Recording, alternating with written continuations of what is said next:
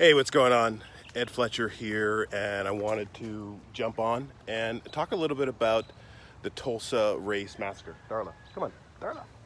100 years ago, there was an affluent area of Tulsa called the Greenwood District, mostly African-American, middle class, making a living and doing well.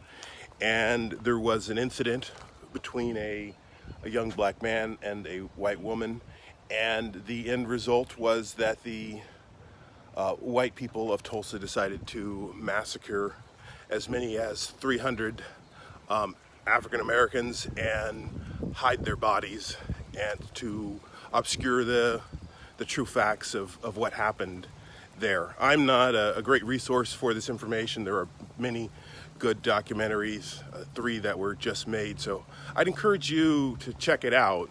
But the larger point I wanted to make was that this was not an aberration, that there were smaller Tulsas that happened, and there were other systematic ways in which white people removed wealth from African Americans in the years after slavery.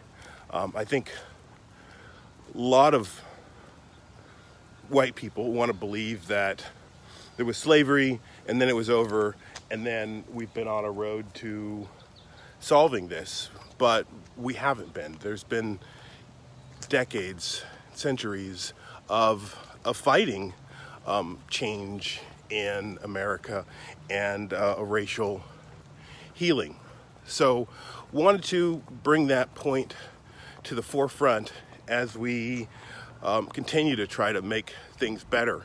And, this goes into this larger conversation about teaching about race. I don't know about you, but I grew up in Orangevale, and I always felt like we learned from the beginning stages to the front and never from the front to the back, and there was never enough time to talk about the sins of America, and that it was touched upon, but not so much to offend sensitive ears.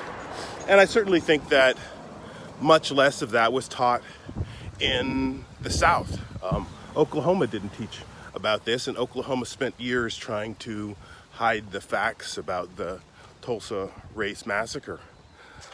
And I tie this to the unrest in our country now, and what you've seen with the 2016 election, the 2020 election, and the Trump big lie.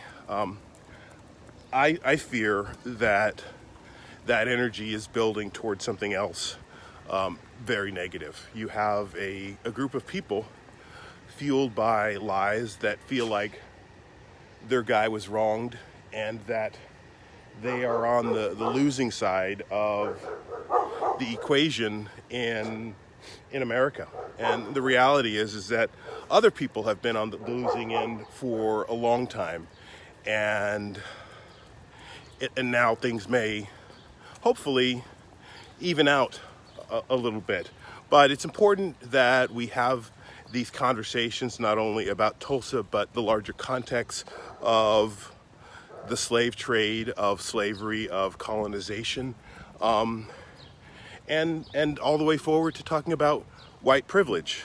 These are words that make some people very uncomfortable, but if we are going to make it, then these are words that we've got to discuss. We've got to come to an understanding and deal with the same information, and we've got to again agree on what are facts.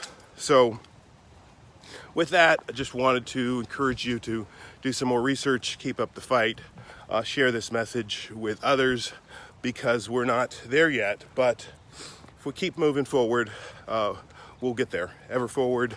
Thanks for watching. Talk to you later.